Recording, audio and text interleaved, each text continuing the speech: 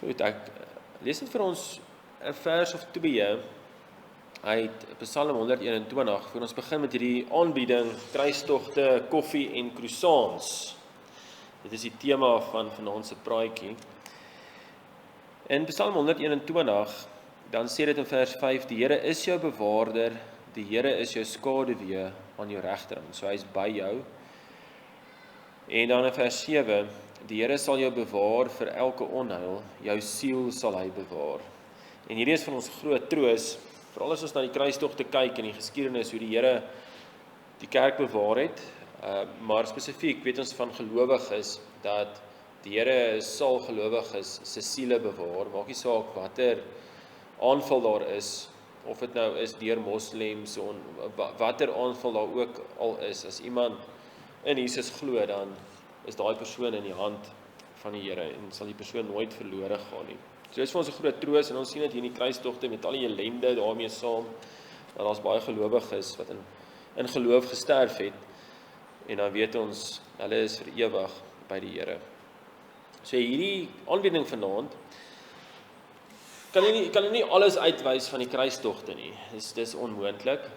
Maar wat hierdie aanbieding wel gaan doen is, dit gaan ten minste probeer wys wat voor, tydens en na die kruistogte gebeur het.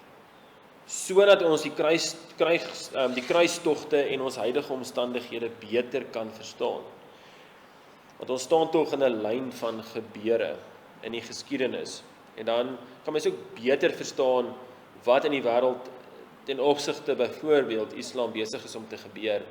Dan weet mens ten minste van waar of hulle kom en hoe die kerk daarop gereageer in die verlede en so aan. So wat was die kruistogte? Ja, maar ek sê kruistogte omdat dit maar 'n militêre oproep en beweging was, maar die regte woord is kruistogte, want die mense het onder die kruis, onder Christus, het hulle dan hierdie kruistogte aangevoer daarna vorige Christelike lande. So die kruistogte was militêre oproep en beweging. So die ouens het, behalwe mense kan argumenteer die eerste kruistog, maar die manne is opgeroep en dan het hulle met wapens gegaan en gaan veg. Dit is die kenmerk van die kruistogte. Dit was nie 'n sendingaksie in daai sin nie. Nou, en dit is spesifiek, soos ons die kruistogte ken, was dit spesifiek gemik na vorige Christelike lande. Want die lande, soos Sirië, Palestina, Egipte, gedeeltes van Turkye, voordat die kruistogte nou plaasgevind het, was voorheen Christelik gewees. En daar het toe iets gebeur dat hulle nie meer Christelik was nie. Die regerders was nie meer Christelik gewees nie. So wat hierdie beweging ten doel gehad het, was om hierdie vorige Christelike lande te gaan herverower, sodat die Christene in daai land weer kan regeer. En dan ook was een van die ander doelwitte om die onderdrukte Christene onder daardie regerings, en daardie regerings was spesifiek islamitiese regerings, te gaan help. Natuurlik was daar ander sekerlik bybedoelings van sekere konings of sekere mense wat in die kruistogte deelgeneem het, miskien selfs selfverryking, wat 'n moontlikheid is. Oor die algemeen is dit moeilik om dit in te sien. Maar ten minste was dit die doelwit, herverowering of verowering van vorige Christenlande en dan om daar onderdrukte Christene te gaan help. So daar was 9 offisiële kruistogte vanaf 1095, soos die jaar 1095 tot die jaar 1291. Nou as ons praat van die kruistogte, kan mens argumenteer daar was ander mini-kruistogte voor en na en selfs tydens op ander plekke. Ons gaan dit ook sien. Maar wat in die geskiedenis bekend gestaan het as die kruistogte, is dit hierdie 9 kruistogte gemik na die spesifiek die Midde-Ooste. Daar en uiteindelik om Jerusalem te herverower. Nou Raymond Ibrahim in sy boek Sword and Scimitar is die boek wat ek steun persoonlik baie op daardie boek, daar's ander bronne ook. Maar in daardie boek beklemtoon hy dat die kruistogte eintlik 'n verdedigende reaksie was op byna 500 jaar se voorafgaande islamitiese jihad, wat ten minste 2/3 van die antieke Christelike wêreld verower het, insluitend Jerusalem in 638 na Christus. En baie keer dan vergeet mens daai prentjie van daardie lande in die Midde-Ooste vandag was hoofsaaklik Christenlande. En op 'n stadium het dit oorgegaan na Islamlande toe, na Moslimlande toe. En dit het gebeur hierso in die begin 600s. Nou, mens moet besef dat die oorname van Islam het stelselmatig gebeur en al nader aan die Europese vasteland gegaan, oor die Middellandse See van Noord-Afrika na Europa toe, en was hierdie een van die maniere hoe hulle hierdie militêre probleem wou oplos, is om dan daardie lande te gaan terugvat, en daai sin was dit 'n verdedigende reaksie. Ten minste volgens Raymond Ibrahim.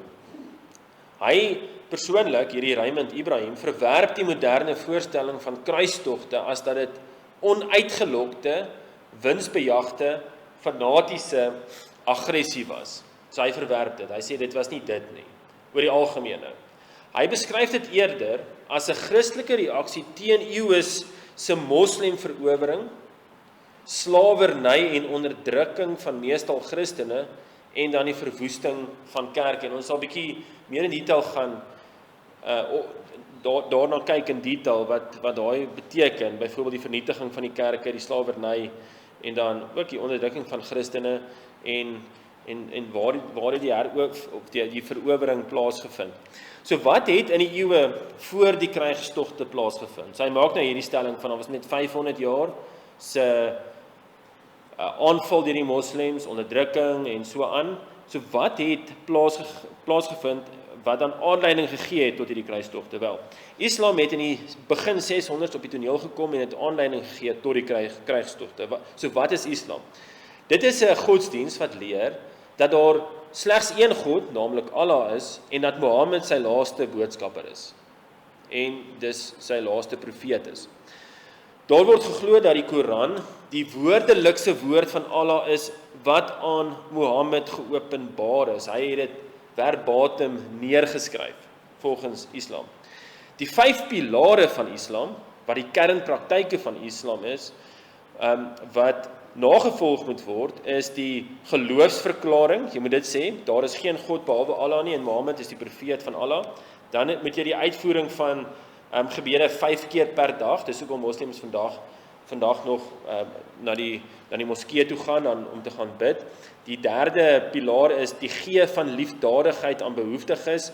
Die 4de vereiste is vas gedurende die maand Ramadan, en dan die 5de vereiste is ten minste 1 keer 'n pelgrimstog na Mekka toe onderneem, indien jy fisies en finansiëel in staat is. Goed, dis die 5 pilare van Islam. Nou volgens Islam, hoe word jy van Allah se straf gered? So 'n moslim sal sê daar is straf wat uitgeoefen word deur Allah. So hoe gaan jy dan vir jou verkeerde dade nie gestraf word nie? So, Islam leer dat verlossing van Allah se straf, en sy straf is die hel, en dan dat jy toegang tot die paradys kan kry, gebeur deur 'n kombinasie van opregte geloof. So jy moet daai ding sê dat daar is net een God behalwe Allah, daar is geen God behalwe Allah nie, en Mohammed is die profeet. Jy moet daai opregte geloof hê. Dan moet jy regverdige dade hê. Jy moet 'n goeie mens wees, en daai regverdige dade gaan dan volgens die Koran vir jou geleer word.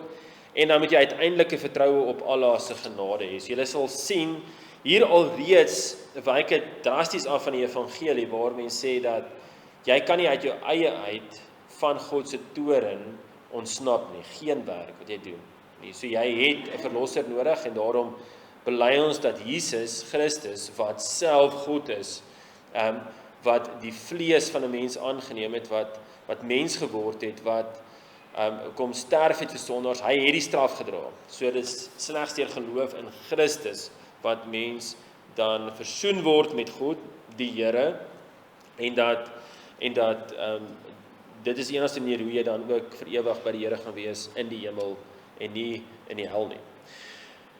So hierdie Islam verwerp erfsonde en dit beklemtoon individuele verantwoordelikheid en berou en gehoorsaamheid aan Allah se gebooie. So dit is nou Islam. So maar wat is 'n moslim? Die woord moslim beteken letterlik iemand wat hom onderwerp aan die wil van Allah. Iemand wat hom onderwerp. En iemand wat dan 'n volgeling is van die godsdienst Islam is 'n moslim. Die woord moslim is 'n Arabiese term wat afgelei is van die werkwoord aslama wat beteken om te onderwerp of oor te gee of te berus. Okay. Maar onthou ons het op 'n stadium gesien nou dat jy moet sê Mohammed is die profeet en spesifiek die laaste profeet. So wie is hierdie Mohammed? Want dit is van kardinale belang. Dit is waar die Islam godsdienst vandaan gekom het. Nou Mohammed in omstreeks hy is omtrent in so 570 na Christus gebore. Hy is dood in 632 na Christus. So hy was 62 jaar oud om en by. En hy was die sentrale figuur en die oorsprong van en die stigter van Islam. En hy word beskou as die laaste en die belangrikste profeet in 'n lyn van figure soos Adam, Abraham, Moses en selfs Jesus. So die moslems sê Jesus is ook 'n profeet. Hulle sê net hy's nie die laaste profeet nie. Hulle sê ook nie hy's God nie. So hulle verstaan nie in daai sin dat die mens kan nie vir homself betaal nie, geen goeie werke gaan jou met God versoen nie. So uiteindelik is die God van die Bybel en die God van Koran presies teenoorgestel. Dit is nie dieselfde nie. Nou die verowering van Christelike gebiede in die Midde-Ooste het grootskaals deur die moslems na Mohammed se dood in 632 na Christus begin. En hier is 'n belangrike feit. So die Arabiese skiereiland is deur Mohammed verower. Dit sien mens nogal duidelik. Maar na sy dood in 632 is die verowering van die vorige Christelike lande fanaties begin. En dit het plaasgevind deur jihad. Jihad is nogal 'n belangrike term. Jihad beteken dis heilige oorlog. Dis 'n heilige oorlog. Dit is 'n gewapende godsdienstige stryd namens Islam. Dis nou jihad, gerig op die uitbreiding van islamitiese gebiede, dit is 'n islamitiese gebied wat tot stand moet kom en dan moet die onderwerping van nie-moslems plaasvind. Hoe gebeur hierdie gewapende godsdienstige stryd? Wel, dit gebeur deur verowerings, jy val 'n stad aan, vernietig dit, jy plunder die stad, jy van die mense in slawerny, jy maak selfs die mense dood. Solank daardie plek onder 'n Islam regering kom. Nou hierdie jihad is gewortel in die Koran. Die Koran is dan dit wat deur Mohammed geskryf is en saamgestel is. Dit is so 'n verflansing tussen daar's 'n bietjie Bybel daarin, maar nie regtig nie, en daar's 'n bietjie Joodse literatuur daarin. So dis regtig 'n samevlansing van ek kan amper sê godsdienste wat daardie tyd daar was in die tyd van Mohammed. Nou die Koran is wat hulle navolg. Daar's ook die hadis. Dit is die oorleweringe van die profeet Mohammed en dan is daar ook historiese praktyke van die islamitiese verowering. So die jihad sal daai drie nogal navolg. Hulle sal gaan kyk na die Koran, die hadis en die vorige praktyke van islamitiese verowerings. Nou die Koran in Surah 9, ek dink mense sê paragraaf 111, beloof stryders die paradys in ruil vir hulle lewe en goedere en noem jihad lofwaardiger as 60 jaar se gebed. So wat hier gesê word is, as 'n moslim in 'n heilige oorlog deelneem, dan kry hy die paradys. En die doel van die jihad is om Allah se woord verhewe te maak, volgens Koran die 9:33, Surah 9:33. En dit beteken, jy moet die nie-moslems, onder andere Christene, moet jy onderwerp.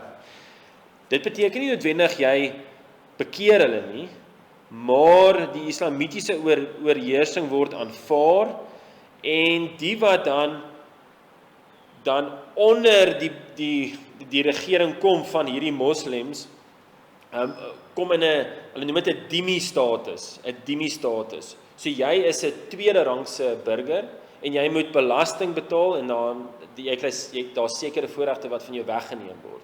So jy word 'n tweede rangse burger en dis wat met baie Christene gebeur het in die Midde-Ooste. So daarom dat jy nog steeds Christene daar kry wat van die kruistogte van die verowering deur Islam nog daar is. Hulle was net dhimmis gewees. Hulle was tweede rangse burgers. So nou wat is die verwantskap tussen jihad en die frase of kreet Allahu Akbar? Want hier is 'n belangrike ding. Is daar 'n verwantskap? Want jihad beteken 'n heilige oorlog. Allahu Akbar is 'n kreet wat die ouens baie keer uitroep. En mense hoor dit in video's tans en dan sal die persoon sê Allahu Akbar en dan sal hy nou iemand met 'n mes steek of wat ook al. So is daar iets met die jihad te maak? En die antwoord is ja. Allahu Akbar beteken Allah is die grootste. En hierdie is onlosmaaklik verbind aan jihad as 'n oorlogskreet en godsdienstige bevestiging van islamitiese verhewendheid tydens 'n gewapende stryd. Dit is nie net bloot 'n algemene lofprysing wat sê Allahu Akbar nie. Dit is nie 'n lofprysing nie. Hierdie is 'n rituele uitroep van die jihad. Soldate gebruik dit om hulle optrede te regverdig, te motiveer en te vier, veral wanneer hulle nie moslems aanval, vermoor of onderwerp. Die frase kom uit die Koran en die Hadis en word spesifiek geassosieer met gewapende konflik.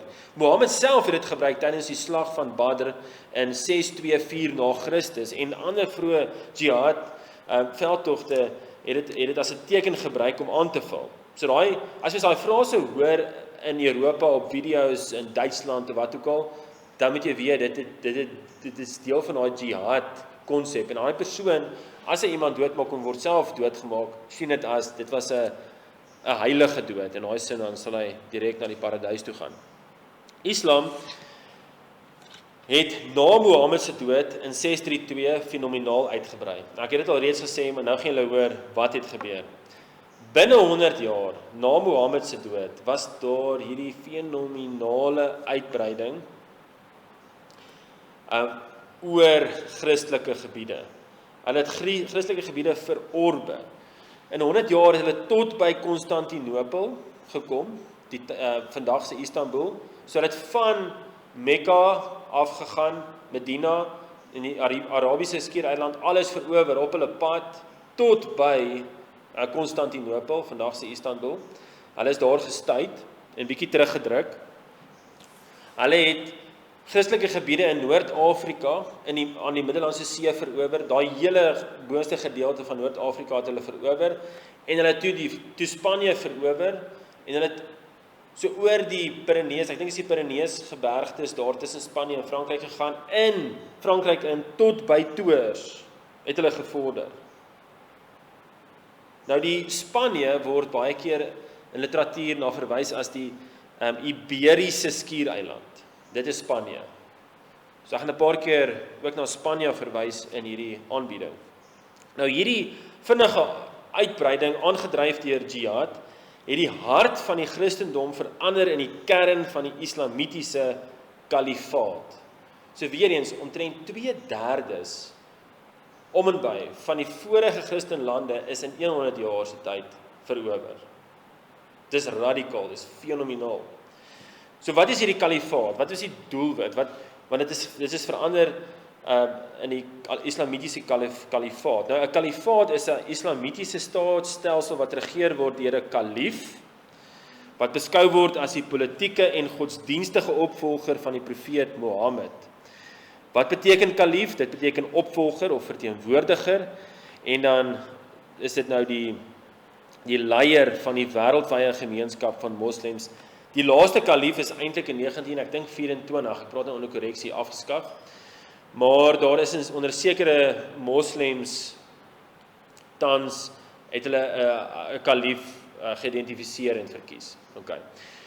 Maar daar is nie eintlik hierdie kalif wat deur almal erken word nie. Nou volgens Raymond Ibrahim is daar in die eerste 100 jaar van islamitiese verowering 632 tot 732 na Christus dan 2/3 van die oorspronklike Christelike wêreld verower. En hierdie Christelike gebiede, mens moet daarvan bewus wees, dit was die rykste, die oudste en die mees bevolkte Christelike gebiede. En hierdie gebiede was wreedaardig deur Islam verower en permanent deur moslemmagte geannekseer. Nou slegs Anatolia, dit is nou gedeeltes van die huidige Turkye en Europa, is nog onder Christelike beheer gelaat. Anatolia sou later, en dan sou die hele Turkye onder die moslimbeheer gekom het. Byna al die belangrike Christelike stede is in hierdie eerste 100 jaar na Mohammed se dood in 632 verower.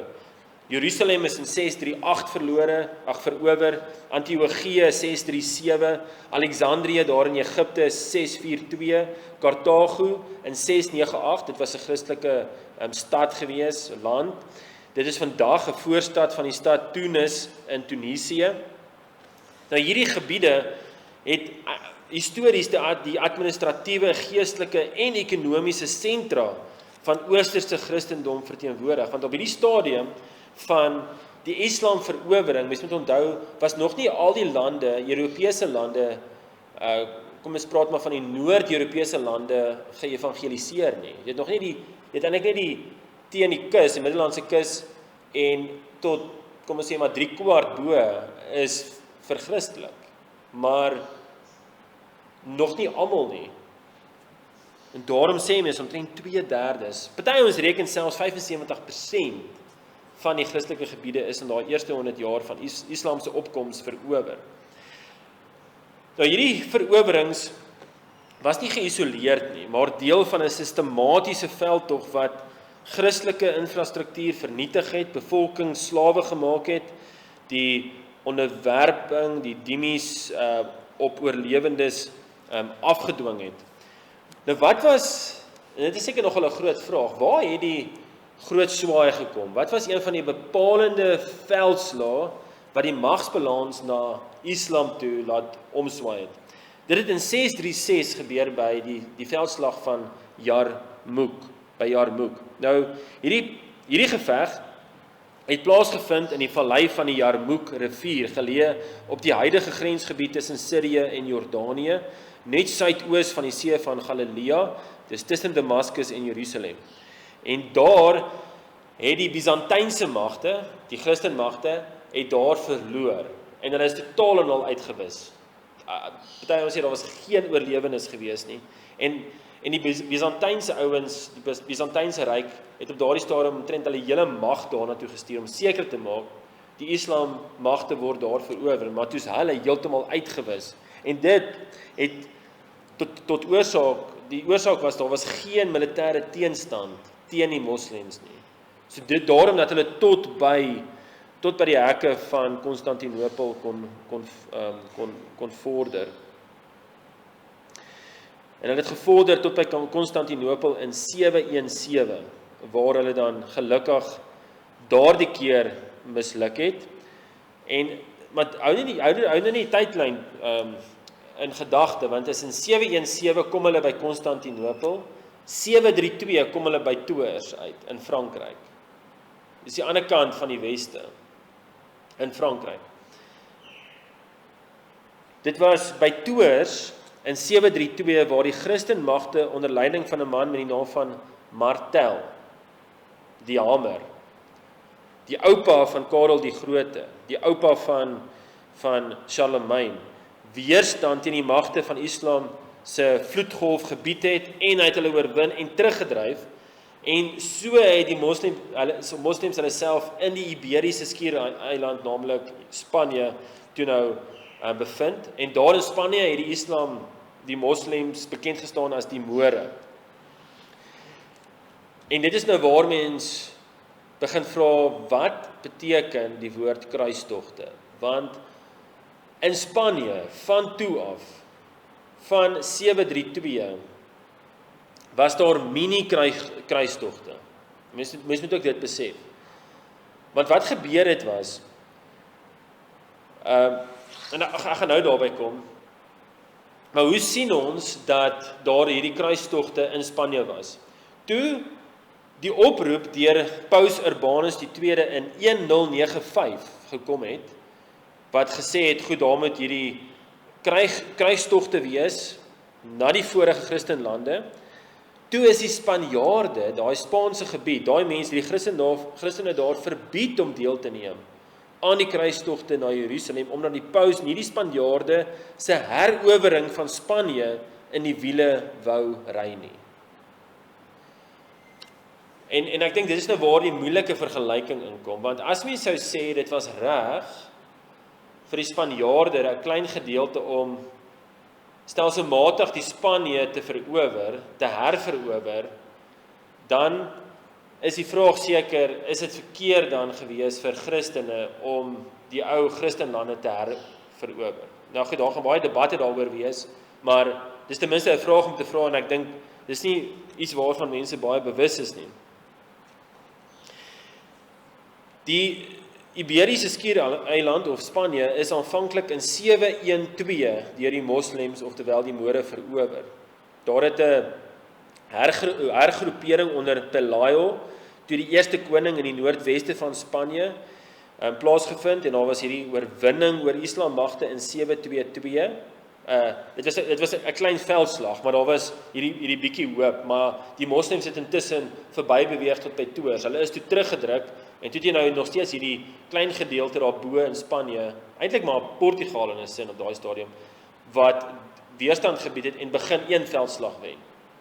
En dit het aangehou vir baie eeue. So eers het hulle die noordweste van Spanje herverower, en toe het dit begin bekend staan as die Reconquista. Julle sal miskien baie daai woord oor die Reconquista. Die Reconquista was die Christelike militêre poging om Spanje van moslem heerskappy terug te wen.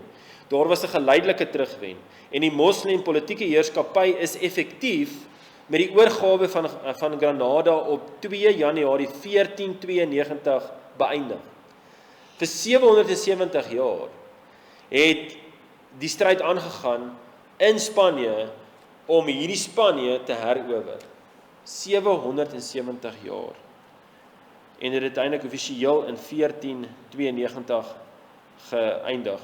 'n Bekende held van die Reconquista was Rodrigo Díaz de Vivar, oftewel El Cid, wat gelewe het vanaf 1043 tot 1099, en jy sal sien daar, hy is dood net nadat die eerste bekende kruistog plaasgevind het. Hy was 'n legendariese Kastiliaanse ridder en krygsheer wat nooit 'n slag verloor het nie.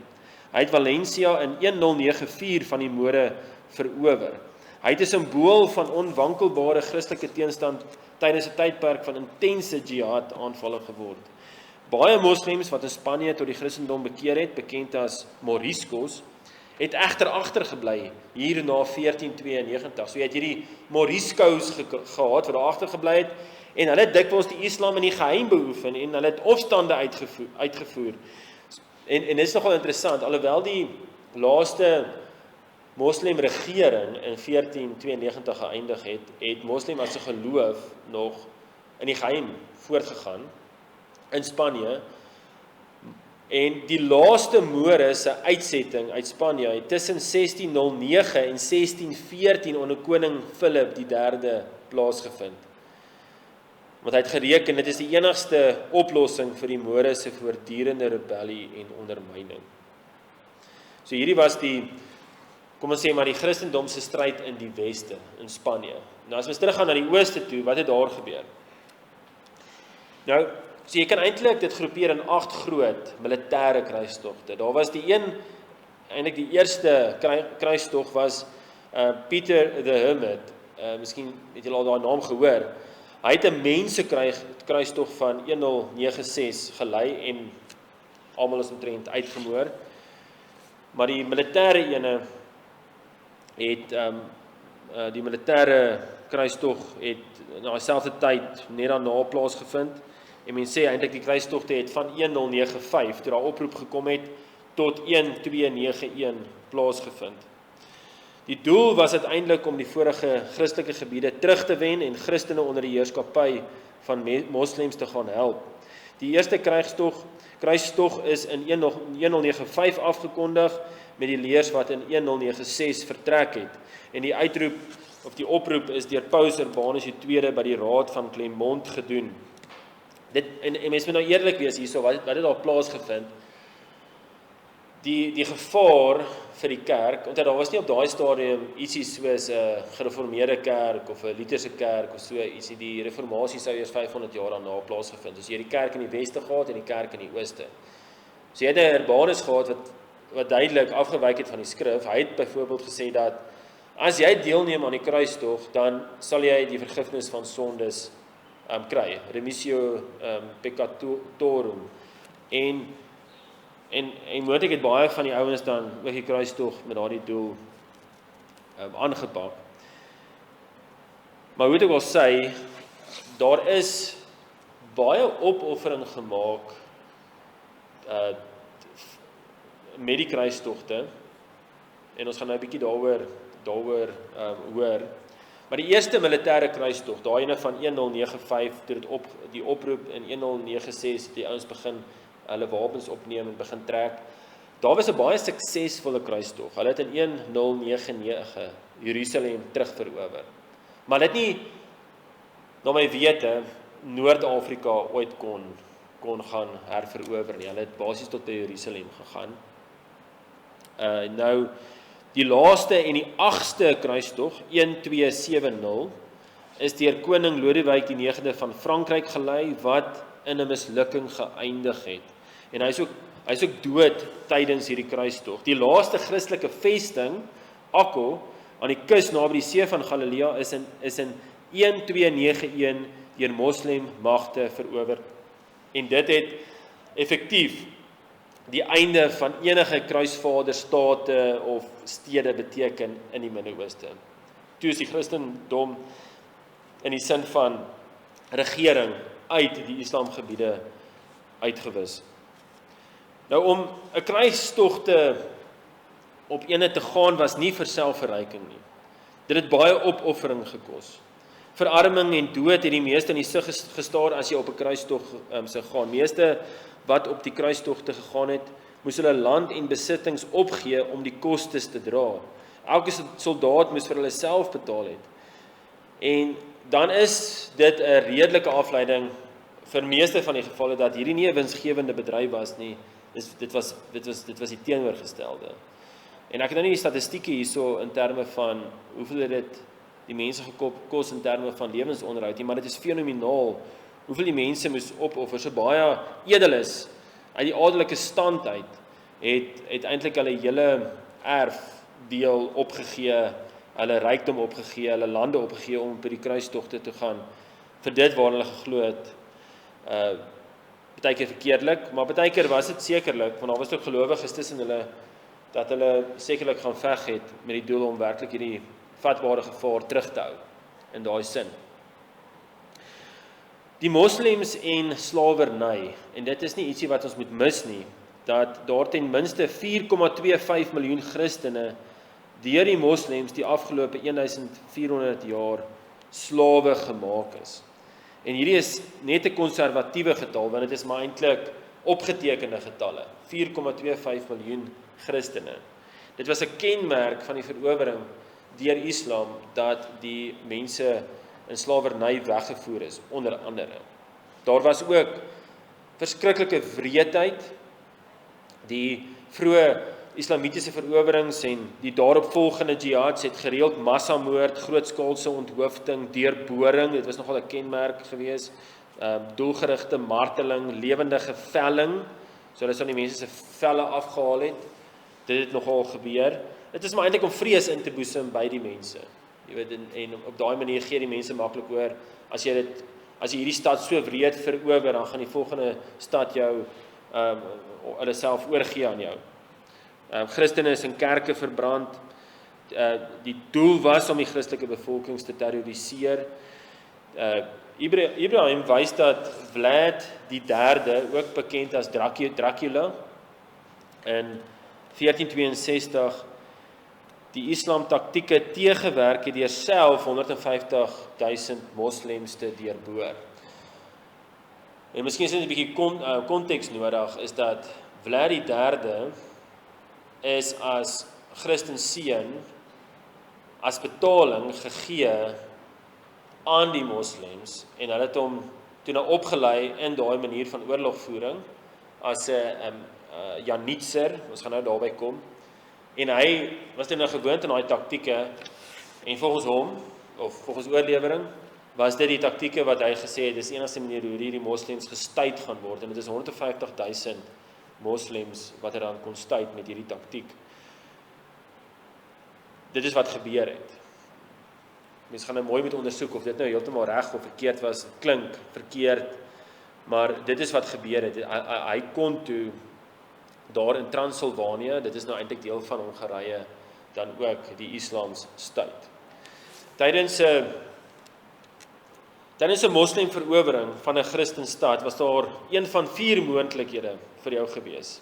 Jy word of 'n moslem, of jy word 'n dhimmi, jy kry beskerming, jy word onderhoorig as 'n tweede rangse burger en dan betaal jy belasting. En dit is nou gebaseer op Koran 9:2. Of jy word 'n slaaf of jy word doodgemaak. Nou 10.000 kerke is die afgelope 1400 jaar deur islamitiese magte aangeval, geplunder, verwoes of in moskeeë omskep. As mens nou dink aan die Hagia Sophia daar in Istanbul, is dit een van die kathedrale wat omskep is in 'n moskee. Hierdie verwoesting van kerke was deel van 'n sistematiese beleid onder Sharia en jihad, waar kerke as simbole van ongeloof geteken is en dan verander is in moskeeë of dan net bloot vernietig is. So wat is Sharia? Dit beteken letterlik die pad na die watergat of die duidelike pad. In Islam verwys dit na die stel morele kodes en godsdienstige wette wat die daaglikse lewe van 'n moslem rig. Nou onder Kalif Hakim, dis nou 996 tot 1022, dit is nou voor die kruistogte. Mens moet bewus wees van hierdie konteks. Voor die kruistogte of daai offisiële kruistogte is meer as 30.000 kerke oor 'n 2 jaar tydperk in Egipte en Sirië verbrand of geplunder. So hierdie was 70 jaar voor die kruistogte. Dis maar net een gedeelte. Daar was honderde duisende kerke oor die geskiedenis verower. Maar daar was werklik hierdie aggressiewe optrede teen Christene. Dit het gewissel tussen die regeerders van in die islamitiese gebiede. Partykeer het jy 'n islamitiese regeerder gehad wat nie so wreed was nie, ander kere het jy dit gehad. Nou 'n ander wrede taktiek, seker een van die wreedste hartverskeurende taktieke, was van die moslems, was die gebruik van janitsers of janitsaars of janissaries. Nou janitsaars is in omtrent 1363 onder Sultan Murad I gevestig. Onthou, hier is omtrent nou 100 jaar, 70 jaar na die laaste kruistog. En die janitsaars is aanvanklik deur middel van die hulle noem dit Devshirme stelsel gewerf. Wat dit beteken het, dit was bloedbelasting wat Christen gemeenskappe moes betaal. Wat dit beteken, wat dit bloedbelasting beteken? Jy moes Christen seuns tussen die ouderdom van 8 tot 18 aan moslems betaal. So jy moes jou seuns aan hulle betaal tussen 8 en 18. Hierdie belasting is spesifiek op die gebiede soos die Griekeland, Servië en Albanië, daai belasting is gehef. So daar het baie seuns, koninklike seuns uit daai gebiede is aan die moslems betaal. En onder hulle was een van hulle was Vladimir of Vlad die derde. Daar's baie ander voorbeelde. Hierdie jong seuns het hulle dan tot Islam bekeer. Hulle is streng in militêre vaardighede opgelei om die elite soldate te wees. Hulle is verbied om te trou of familiebande te hê, om dan die loyaliteit aan die sultan te verseker. En dan, hier kom die wreedheid in. Wel, dit is al klaar wreed, maar dit word nog erger. Dan is die janitsaars of die janissaries gebruik teen hulle eie Christen families om teen hulle te gaan veg en hulle te gaan doodmaak. Dit is hartverskeurend. As mens dit so lees. So wat het na die laaste kruistog in 1270 gebeur?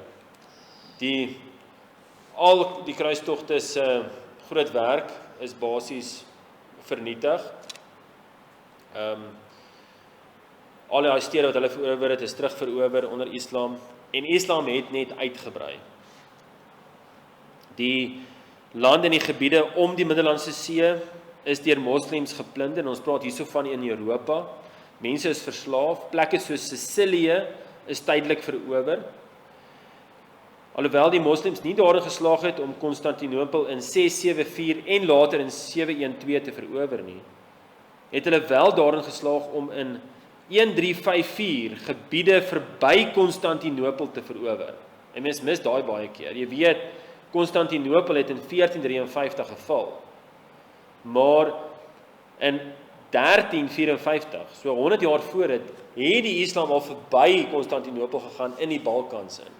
Hulle het gebiede soos Bulgarië, Macedonië, Servië, Griekeland, daai gebiede het hulle verower. Teen hierso 1400 na Christus. So 50 jaar voor Konstantinopel geval het. Die moslems, en hoor gaan hierdie stelling, die moslems het 'n kruistogte weermag by Nikopolis, net noord van Bulgarië, in 1396 verower. Maar ek het nou net gesê, die kruistogte het in 1290 geëindig. Eintlik was die laaste offisiële ene 1270. Maar hierso, in 1396 was daar ook 'n kruistog na Bulgarië toe. So, die punt is dat daar was eintlik al hierdie kruistogte heeltyd aan die gang. Ons weet dit nou, ek dink al die rede hoekom ons regtig weet van die kruistogte, die 9 offisieel is dat die doel was Jerusalem.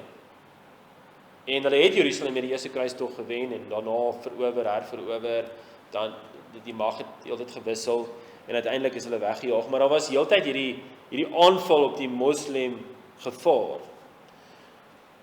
Nou Servië is totaal en al in 1459 verower, nadat Konstantinopel in 1453 geval het, Bosnië in 1460, Hongarije is in 1529 verower.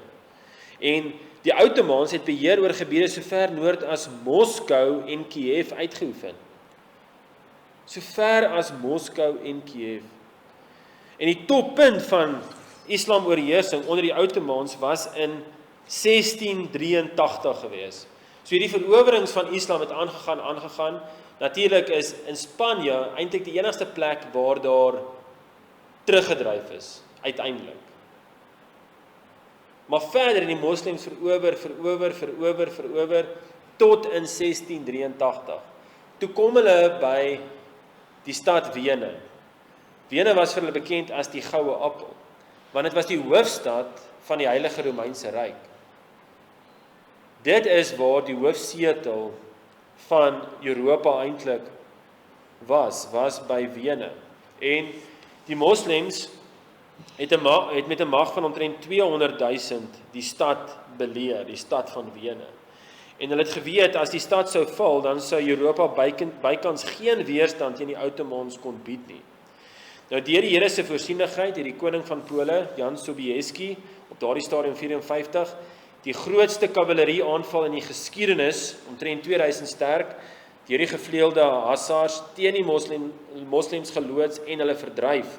Dit was die begin van die einde van die Islam-Ottoman oorheersing, dis 1683. Van toe af is die moslems stadig maar seker teruggedryf, en later hierso aan die einde van die 1600s moes hulle toe nou ook baie lande teruggee, so Servië en Bosnië en Macedonië, baie van daai grondgebied, Griekeland moes hulle teruggee, en hulle moes dit onderteken, hulle toe nou nog Istanbul gehou. Waar kom koffie en croissants dan in die storie in? Want die titel van die praatjie is Kruistogte, koffie en croissants. Dit kom van die slag van Wene af. Dit is hoekom ek die woord koffie ook daarin het. Mens moet besef, die Ottoman Turke wat dan moslim was, wat eintlik die groot Islam ryk was. Hulle was die hoofhandelaars van koffie gewees. En toe hulle in 1683 Wene aangeval het en in raas moes vlug, want hulle het nie gedink hierdie ding gaan so vinnig draai nie. Toe het hulle baie van hulle koffievoorraad agtergelos. Massas. Mens kan nou nie dink vir al daai soldate wat met koffie drink. En toe baie mense meen dat dit het eintlik die koffiekultuur in Europa aangevuur. So hulle daai koffiebone dan gebruik om koffie te brou. En na die beleg van Wene is daar 'n tipe brood gebak ter herdenking aan die oorwinning oor die moslems en is die croissant, want hy is mos in 'n half maan.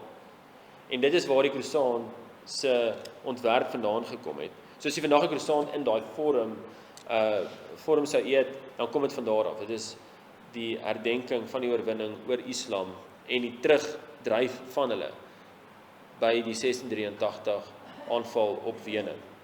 So wat is die implikasie van al die dinge wat ons gelees het, wat ons nou gehoor het deur die geskiedenis, en hier is net 'n voelvlug, dit het ons 'n redelik lank aan die gang gehou, en een ding is dat die Here het sy kerk bewaar, Islam kon dit nooit verower nie, geen mag sal ooit die kerk verower nie, maak nie saak hoe sterk hulle is nie, dis een troos wat ons weet, en dan die Christene wat in daai gebiede verower is, wat deur wreedheid gegaan het, hulle geloof is bewaar, die Here sal hulle siel bewaar in die grootste nood. Ons kan sien daar was al hierdie Christelike leiers wat opgestaan het soos Martel, wat weerstand gebied het, en ons glo ook, hy was 'n gelowige, hy was iemand wat sy roeping met mag uitgelewe het, as 'n heerser, en dit speel deur na verskillende areas, nee, dit beteken, goed, maak nie saak wat die gevaar daar is, deur regerings of deur die wêreld nie, ons as paas en moeders moet ons roeping uitlewe, as besigheidseienaar, maak nie saak wat die teenstand is nie, uiteindelik gaan dit om ons verantwoordelikheid op te neem, waartoe die Here ons roep. Goed, baie dankie.